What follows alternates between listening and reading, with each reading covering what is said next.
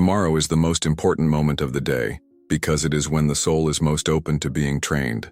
Epictetus said, "Have you noticed how some people lose the game of life right after waking up? It's not for lack of talent, nor for lack of luck. It's because they start the day weak. They wake up already complaining, opening social media, comparing themselves, sabotaging themselves.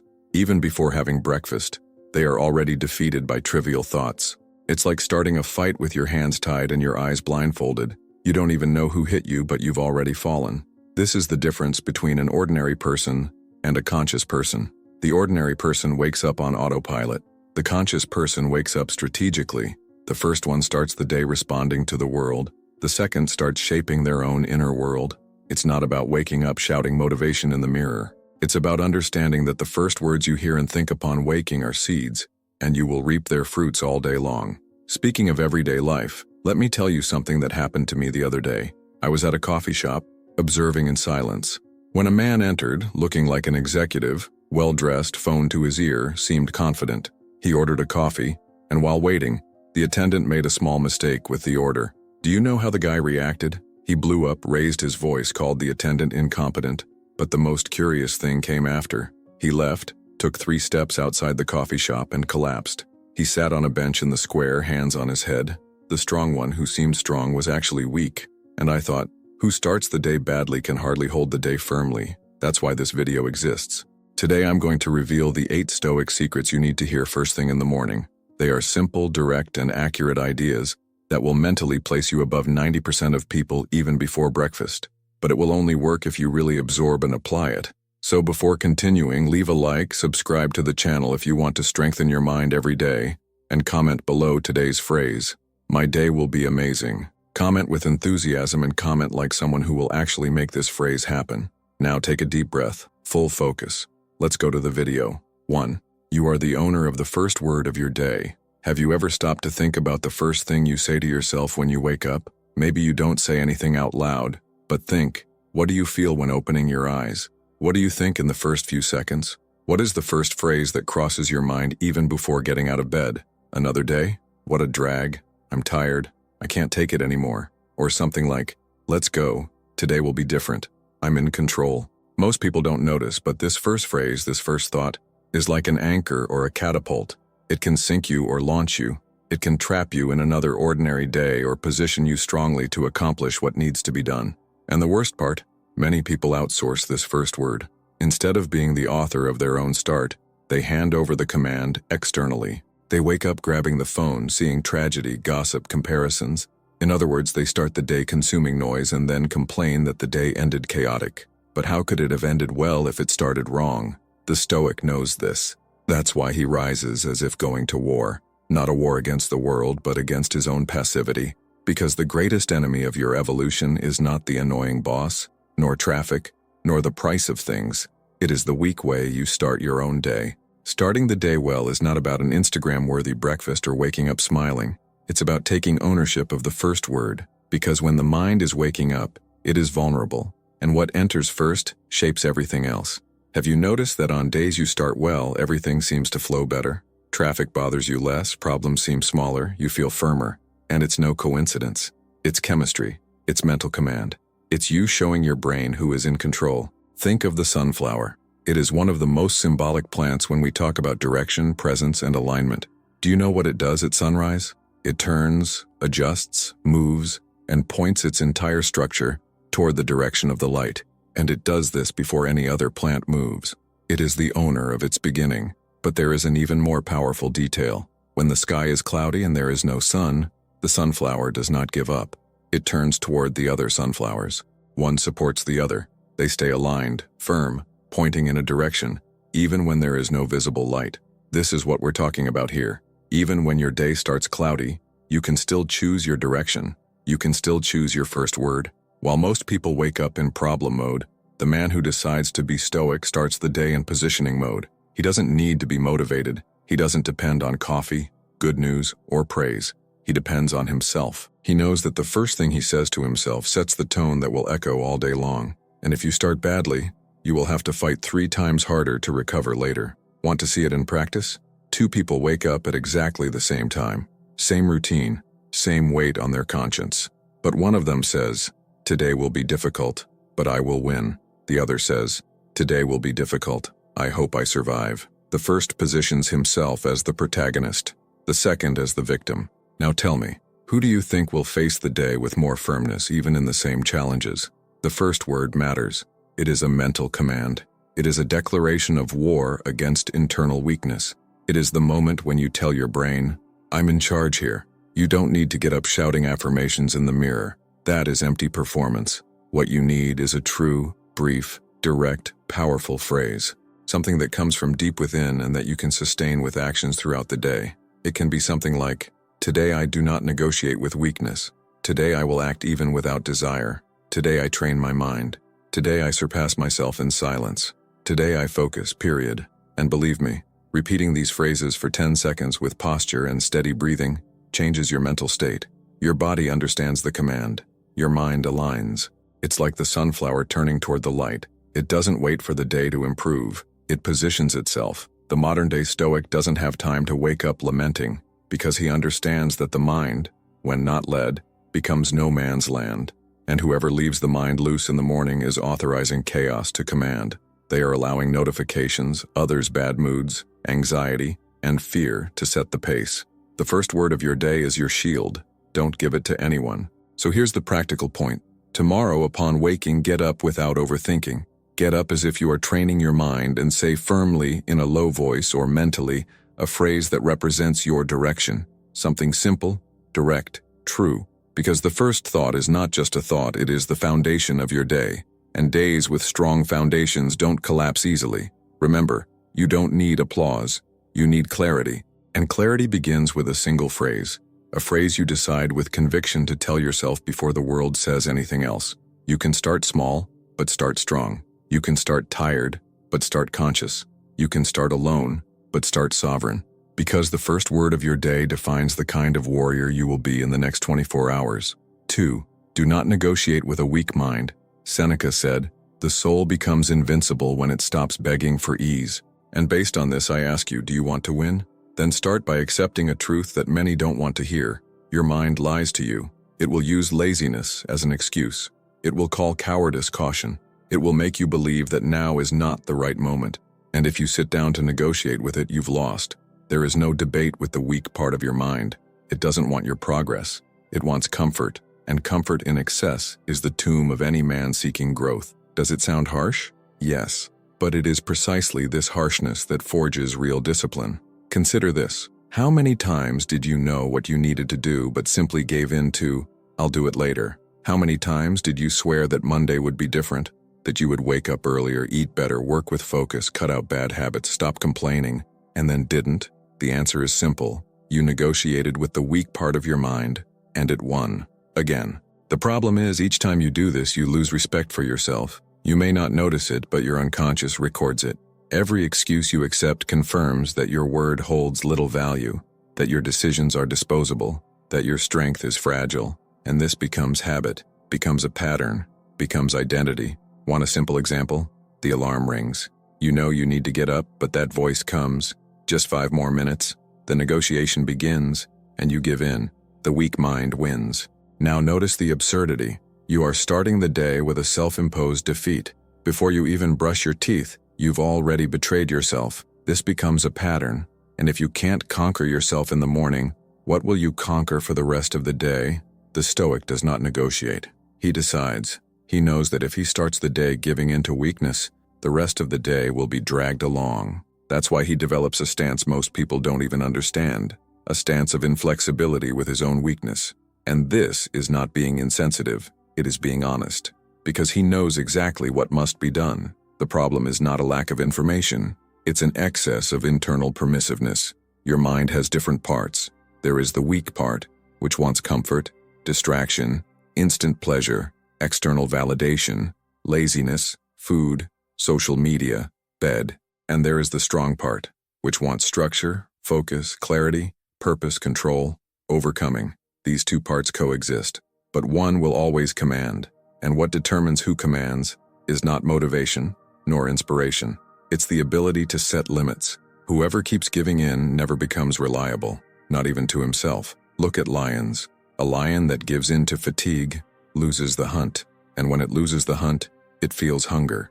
It cannot negotiate with its own body. It must act even when tired, even in adverse conditions. Nature has no mercy on the indecisive, and neither does real life. Either you impose command over your mind, or it drags you into mediocrity. So let's get straight to the point. When your mind says, "I'll do it later," the answer must be, "Do it now." When it says, "This is too hard," say, "This is what strengthens me." When the thought comes, "I can't today," respond with action, not words, not excuses, with silent action. This is the language the weak part cannot withstand, because action is the extermination of weakness. Do you know the problem with most people? They think they need to feel like acting, but that is beginner thinking. The Stoic man does not depend on desire. He depends on vision. He knows where he wants to go, and he knows there will be bad days, low days, discouraging days. But he also knows those days are no excuse to stop. The strong mind acts even without energy, even in pain, not because it enjoys it, but because it knows that today's discipline forges tomorrow's freedom. And you need to understand this. Every time you give in to an excuse, you are training your mind to defeat you again in the future. And every time you act even without desire, you are showing your mind who is in charge. This training is daily and brutal, but it's exactly this training that separates the common man from the Stoic man. The difference isn't in talent, it's in who commands respect. And the very first place you must be respected is inside your own head. Want respect from the world? Start by respecting your own word.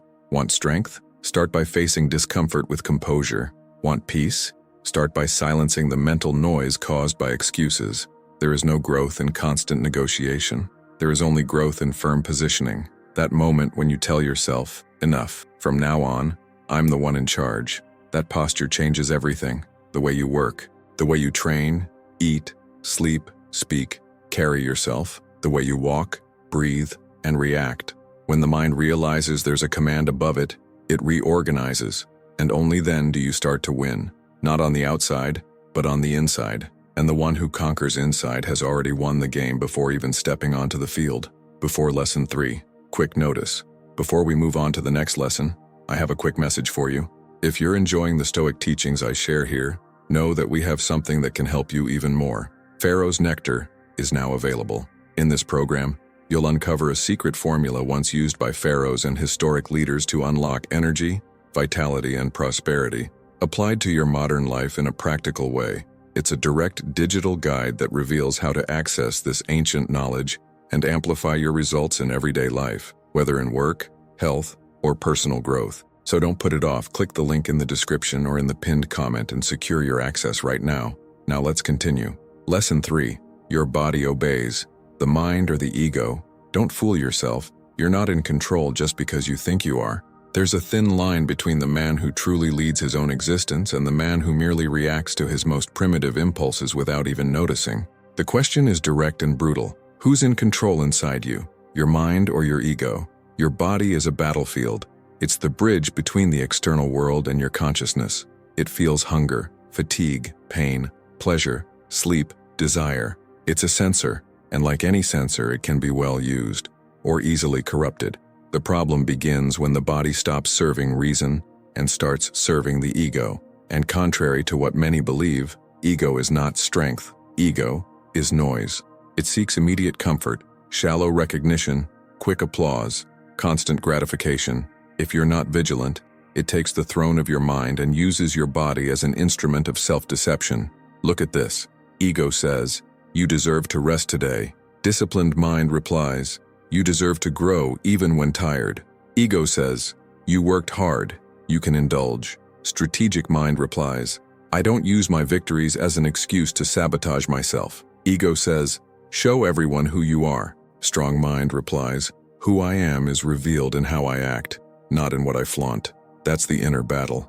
Is your body obeying your mind or your ego? Think about the pyramids of Egypt, one of the greatest wonders of the world, built millennia ago without machines, without modern technology, only calculation, order, hierarchy, discipline, each stone placed with purpose. Do you think that would have been possible if every worker had said, "I'm not in the mood today, I just want comfort"? Of course not. A wonder is not born from ego, It's born from the mind imposing order over the chaos of impulses. And your life? Does it look more like a solid pyramid or like a pile of emotional rubble? Every day you have bricks to lay, your actions, your words, your decisions. If guided by a clear mind, you build. If guided by ego, you just pile up random pieces, hoping they'll turn into something. Ego is the master of subtle sabotage. It convinces you to train less, to sleep more than you need, to eat as an escape, to justify bad habits with phrases like, "I deserve it." It makes you act on impulse, then calls it authenticity. But the Stoic mind does not tolerate self-deception. It examines, filters, and commands. The body sends signals, but the mind gives orders. Want to know the difference? It's simple. Ego seeks to please you now. Mind seeks to shape you for the future. Ego chooses immediate pleasure even if the cost is high later. Example, you wake up tired and think about skipping training. The ego says, "Relax, you deserve to rest." The mind says, "It's precisely because I'm tired that I'll go, because I'm not the type who gives in." Who wins? Your body always obeys. But be careful. If you let the ego win several times, it starts to feel like the owner of the territory. And when you try to take back control, you will feel weak, without energy, without inner morale. You will think you are unmotivated, but the truth is, you are just unaccustomed to obeying reason. Regaining internal leadership requires pain, and most people can't handle cutting their own mental privileges. But the Stoic man can. He knows that each decision made with awareness strengthens the muscle of inner authority. The stronger this authority, the more the body obeys. Have you ever seen a strong mind inside a weak body? It's rare. The opposite is much more common. Strong bodies guided by fragile minds. Men who train hard but can't stand to hear a no. Men who show off muscles but collapse in the face of rejection, criticism, or frustration. That is theater of strength. The Stoic doesn't act, he is. True strength doesn't show from the outside. It appears when the body wants to stop and the mind says, "One more." It reveals itself when the ego screams enough and you respond, "Not yet." This obedience doesn't arise by chance. It is built day after day, decision after decision, training after training. If you want to own your journey, you must put the ego in its proper place. Silent, just observing while the mind commands. You may even listen to it once in a while, but never allow it to sit on the throne. Because whoever sits on the throne of your mind defines the destiny of your life. Lesson 4. You are not a victim of your feelings. How many times have you failed to do what you needed simply because you weren't in the mood? How many times have you hidden behind phrases like, "I'm not feeling well today. My head isn't helping. My emotions don't cooperate"? It's true that feelings are part of our nature. Pain, fear, sadness, anger, anxiety, all of that is human. Denying this would be foolish. But there is a brutal difference between feeling and submitting. The Stoic man is not cold as stone. He feels, but he doesn't kneel. He observes, but he doesn't obey blindly, because he knows that what he feels does not define his destiny. What defines it is what he does, even while feeling. And here's the point. We live in a time when feeling has become a justification. Sad, you isolate yourself. Angry, you explode. Tired, you give up. Insecure, you freeze. All of this comes disguised as self-care, but in reality it's nothing more than emotional weakness in disguise. Not because you felt it, that's normal, but because you decided to stop because of what you felt. That is the beginning of silent defeat. From the moment your feelings decide for you, you stopped commanding your life. You became just an emotional passenger, carried by inner tides, without direction, without firmness, without command. Imagine the scene. An ordinary worker. Slept poorly. The little child cried all night. Bills overdue, pressure at work, worries in his head. He wakes up exhausted, anxious, frustrated. What does he do? He gives in, gets out of bed dragging himself, already complains about the day, takes it out on his wife, slams the door, drives angry, arrives at work with a scowl, all because he let what he felt become an argument to act badly. In that instant, he became a slave to his own inner state. And the worst, he will repeat this pattern every time he feels something similar, until he no longer knows who is in control, him or the chaos inside him. Now imagine the same situation, but with a Stoic posture. He wakes up bad, acknowledges that he's not well, but he takes a deep breath and says to himself, "Okay, the day didn't start the way I wanted, but I am still responsible for how it's going to end."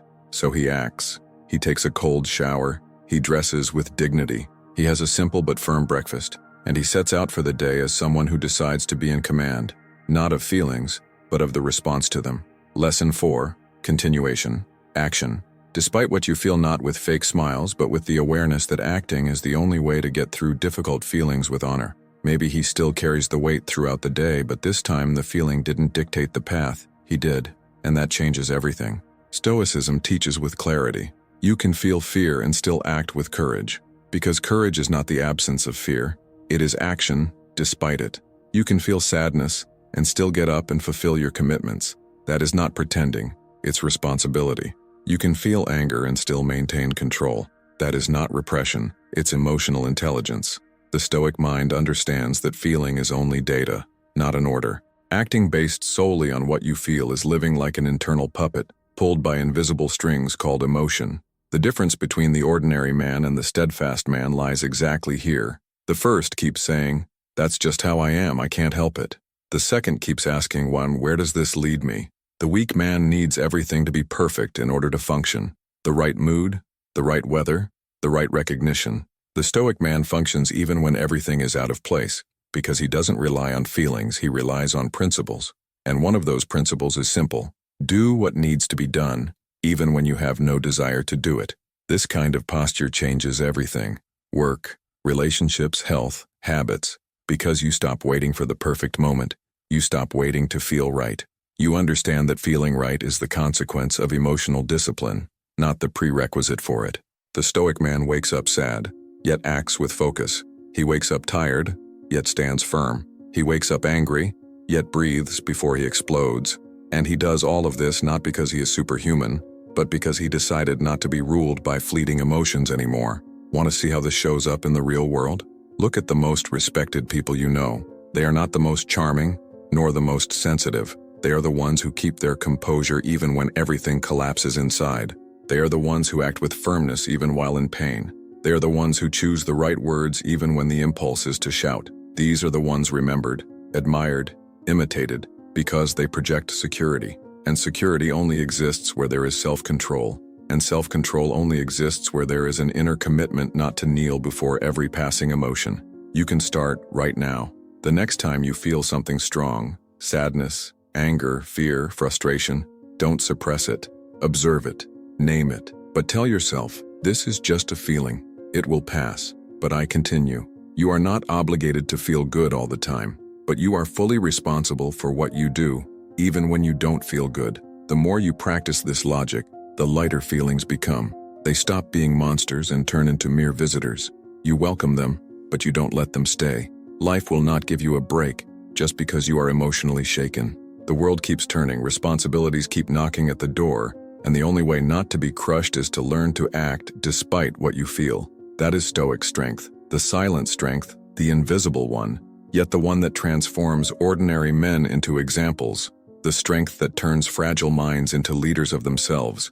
You are not a victim of what you feel. You are the commander of what you do with what you feel, and that choice, no one can make for you. Don't wait to feel good before acting. Decide to be greater than any emotion. Lesson 5. Your worth doesn't depend on results. It depends on your posture. We live in a world addicted to results. From an early age, we learn that we only have value when we show something, achieve something, prove something. If there's no status, achievements, or numbers, you're invisible. Many grow up believing that personal worth is a performance equation. That's why they live enslaved by expectations, always trying to prove, always rushing to show results, always exhausted. Not just because they want to win, but because they want to be seen winning. Stoicism flips this logic upside down. It teaches that your worth does not lie in results because results depend on factors you cannot control. What you control is your posture, the way you behave in victory and in defeat, the way you remain whole when everything seems to fall apart, the way you keep going, even when you're alone, without an audience, without applause. That is true worth. That is true strength. Epictetus, one of the greatest Stoic teachers, said something that should be repeated every morning. It's not what happens to you that matters, but how you react to it. This sentence destroys the cult of results and returns sovereignty to the individual. It shows that you can be in scarcity, in crisis, in failure, and still be a man of worth, because your greatness doesn't lie in your bank account, your followers, or your medals. Your greatness lies in the integrity with which you walk, even when the road seems to lead nowhere. Look around. How many are wealthy yet completely disconnected from themselves? How many won on the outside but betrayed themselves on the inside? How many hold titles, cars, fame, yet lost their dignity in the process? Now think of the opposite. How many do you know who may not have much but carry a firmness of soul that silently commands respect? That man is solid. The difference is not in what they achieved. It's in how they stand before life. And this begins early, in the morning. When you wake up and act with firmness, even without results, without evidence, without proof that it will work out, that is when you reveal your true worth. It's easy to have posture when everything is going well. Hard is keeping your chin up when things seem to collapse. It's easy to act when the numbers are rising. Hard is staying consistent when everything is standing still. True worth is revealed in silence, when no one applauds, when no one notices, and yet you still do it. Picture a man starting a project, a channel, a business, a new lifestyle. He starts excited, full of energy, but after a few weeks the results don't show. No recognition, little support, the numbers don't rise. What does he do? He gets discouraged and quits. But think with me, did his effort lose value just because the return didn't come? Of course not. The mistake was tying his worth to the result, and when the result didn't come, he believed his effort was useless. But it wasn't. The Stoic acts with excellence even when the world gives nothing back, because he doesn't act to prove anything. He acts because it is in his nature to do what is right. He has principles, and principles don't need an audience. So when you wake up, remember, what I do today doesn't define my worth, but how I do it defines everything. If you work, work with dignity. If you study, study with full attention. If you train, train with seriousness. If you rest, rest without guilt. It's not about what you do, it's about how you do it. It's about the presence you put into each action. The greatest structures were almost always built by people who stayed firm even when nothing seemed to be working, because they understood that value lies in consistency, in integrity, in the posture of someone who doesn't bow to discouragement, pride, or haste. And precisely because they persisted, even without immediate return, one day results came, not as a source of value, but as a consequence of posture. This lesson is essential for every morning. Every single day you will hear a voice that says, "You're not there yet. You have no worth until you achieve. You're only someone if others recognize you." But it's up to you to silence that voice and remember, your value doesn't depend on results. It depends on posture. And your mission is to silence that voice with a simple act. Rise with firmness, dress with dignity, act with integrity, even if no one sees, even if no one understands, even if it seems pointless, because true value is never obvious. It doesn't shout, it doesn't flaunt, it radiates. And that kind of value, the value of someone who has posture before his own journey, cannot be stolen, bought, or imitated. So remember this every morning. You don't need to prove anything to anyone. You don't need results to feel valuable. You only need to maintain your posture and trust that life sooner or later rewards those who don't betray themselves. 6. Comparison is morning poison. There's no subtler and at the same time more destructive way to weaken your soul than to wake up, and before even being grateful for being alive, open your mind to watch what others are doing, winning, living, or becoming. Comparison, especially in the morning, is a silent poison, a mental intoxication that robs you of what's most precious. Focus on your own journey. While you're looking at others, you're distracted from yourself. While observing someone else's progress, you forget what still needs to be built quietly within you. That's why so many begin the day defeated without even noticing. Not because the day is bad, but because they already woke up feeling behind, feeling small in front of edited lives, planned performances, and realities that don't belong to them. Stoicism teaches us to turn our gaze inward, to firmly live what is ours, to not waste energy on what's outside our control. And what others do, achieve, or display will always be outside our control. You can admire, you can learn, you can be inspired, but comparing yourself is an invitation to the weakening of your identity, because no one thrives by trying to run on someone else's track. One of the most beautiful examples of this comes from nature itself. Have you ever stopped to observe the cycle of a waterfall? It doesn't compete with the rivers around it. It doesn't try to be longer than the course of the neighboring river. It doesn't compare itself to the strength of the ocean or the depth of a lake. The waterfall simply falls with power, with freedom, with beauty, unafraid of the noise, unafraid of being too much, and without the slightest concern about what others will think of its fall. It is what it is, and that's enough. It fulfills its role with intensity, even if some pass by and don't notice, even if many don't understand its origin, even if others say there are deeper, wider, more impressive places. The waterfall doesn't need to be everything. It only needs to be itself. And perhaps that's why it's so mesmerizing, because it has its own identity, authentic strength, firm presence. Now think, are you living like someone who throws himself fully with authenticity? Or are you stuck trying to be what others expect? Are you flowing in the stream of your own essence? Or trying to imitate the path of someone you don't even truly know? Comparison, when repeated daily, slowly kills your confidence. At first, it's just a sting of doubt. Am I falling behind? Then it becomes silent self-deprecation. I'll never get there. And soon it turns into resignation.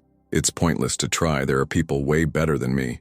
And so, a mind that could be powerful, clear, and productive becomes hostage to useless feelings like envy, toxic self-criticism, insecurity, and apathy, all because of a single choice: waking up comparing instead of waking up building. That's why the Stoic begins the day with himself. He doesn't open his mind to see what others are doing. He doesn't measure the value of his training by the intensity of someone else's training. He doesn't calculate his productivity based on another's goals, because he's understood something most haven't. What matters is consistency in your own path, not speed on someone else's. What happens to many is that they want to become great by copying someone else's version of greatness.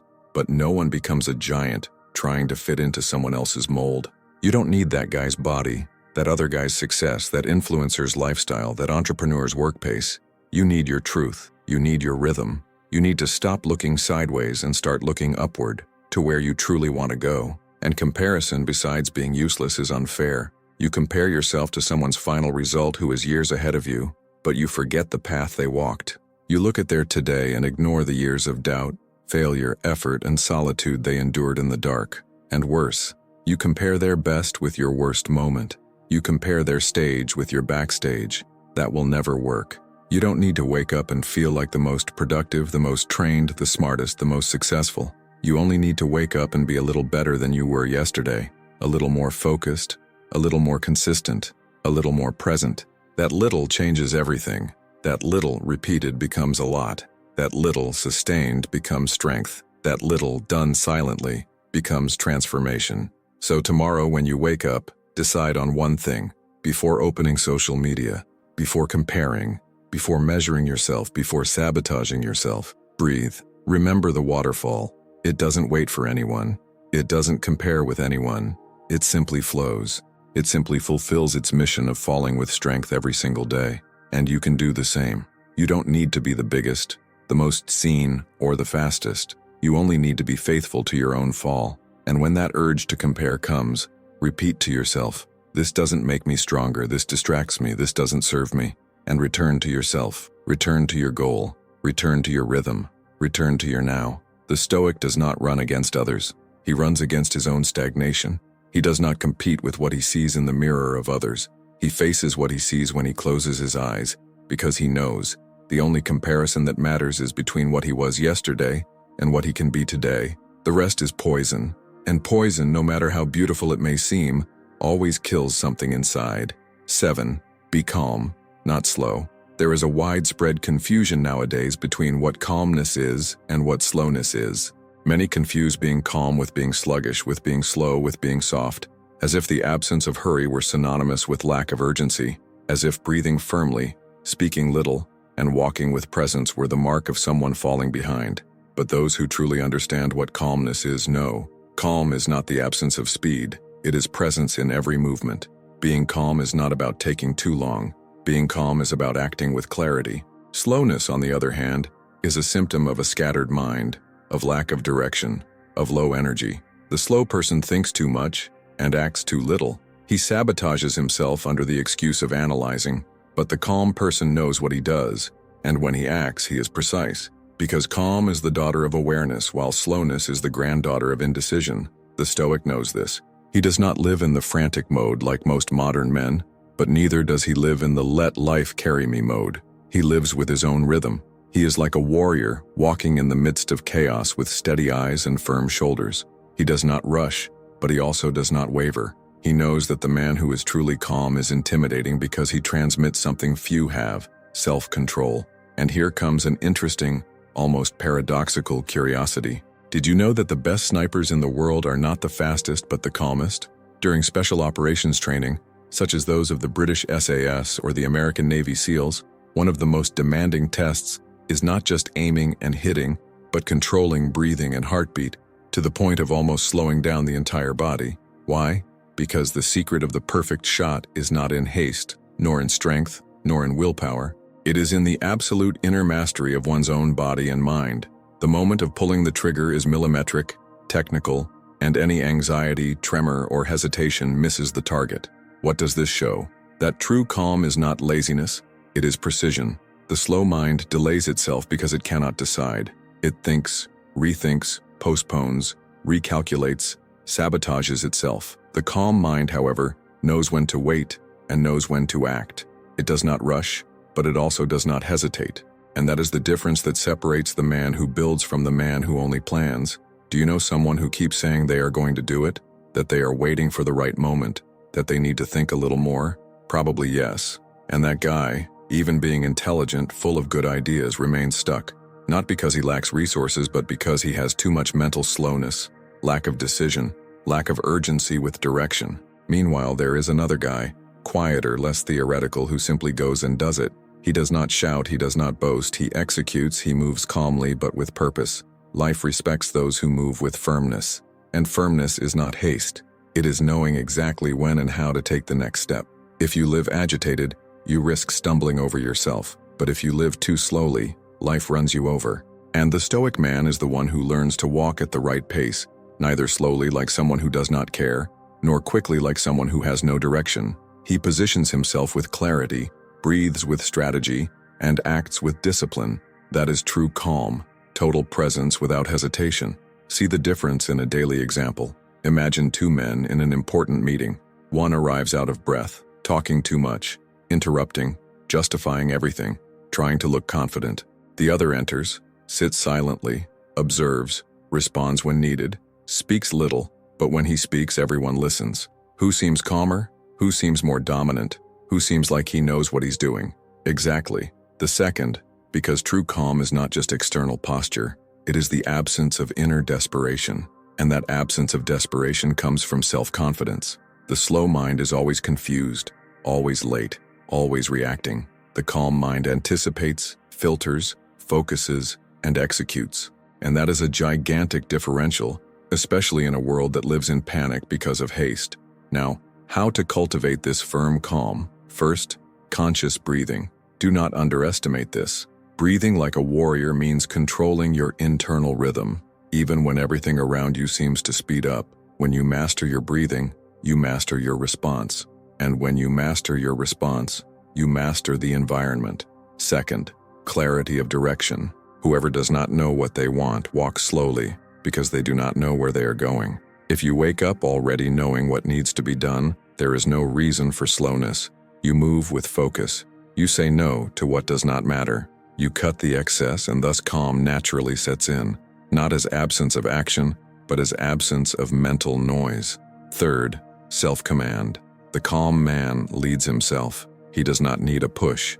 He does not wait for motivation. He acts because he has an inner order. He charges himself. He disciplines himself. And this firm posture makes the body obey, the environment respect, and chaos retreat.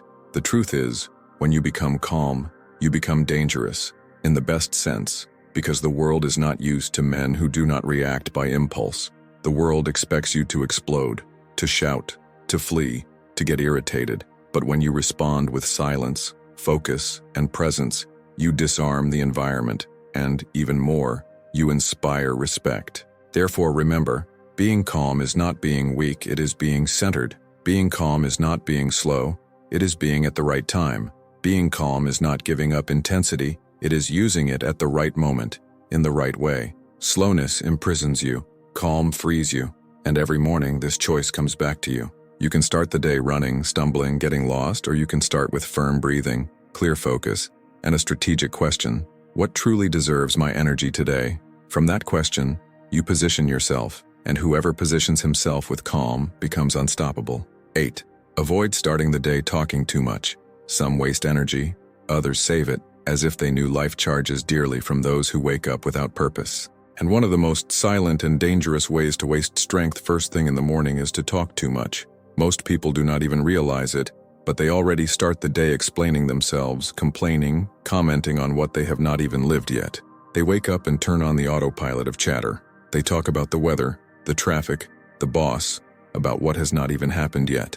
They start the day already draining their own energy, with useless conversations, unnecessary words, empty outbursts, and then they ask themselves, why did my focus disappear? Why is my mind heavy? Why doesn't clarity come? The Stoic, on the other hand, understands that the first hours of the day are sacred territory, the foundation of the inner temple, and there, in the foundation, the voice is not wasted, silence is cultivated. But to understand this lesson more clearly, let me tell you a story. It was just another Tuesday, an ordinary day in any city. Ricardo, a 38-year-old man, father of two, manager in a mid-sized company, woke up before the alarm clock, his body still tired, but his mind already restless. He got up, put on his team's jersey, went to the kitchen, grabbed his phone, and started talking. He talked to his still sleepy wife about the noisy refrigerator, about the high electric bill, about the coworker who was always late. He complained about his boss, cursed the traffic, sent 3 voice notes in the friends group criticizing politics, turned on the car radio full of news and kept talking. He replied to the building's doorman with irony, commented in the elevator about the crisis, argued with the parking guard over a spot. He complained about the slow internet as soon as he got to work. It was only 9 a.m. Nothing serious had happened yet, but Ricardo was already exhausted, mind cluttered, patience short, energy drained. The question is, what really brought him down? It wasn't the traffic, the boss, or the heat. It was the excess of useless words. It was the emotional leakage without filter, without purpose, without awareness. Ricardo started the day saying everything that crossed his mind, without asking himself if it was necessary, useful, or worthy. And that's the mistake, because the man who says everything he thinks hasn't yet learned to think before he speaks. Talking isn't a sin, but talking without discernment is weakness.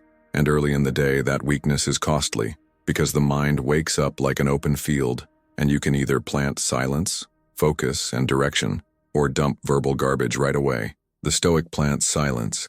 He wakes up respecting his own mental space.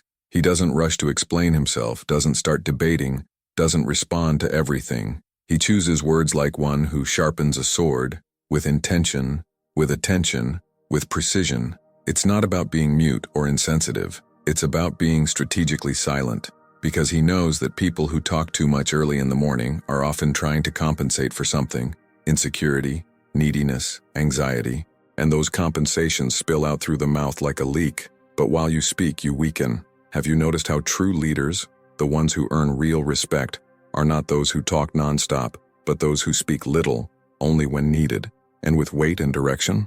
That's not by chance, it's training, it's inner mastery. The one who begins the day talking too much is already giving away his power before even taking a stand. When you wake up and start talking about everything with everyone, you're not in control, you're emptying yourself. Here's the point most people miss.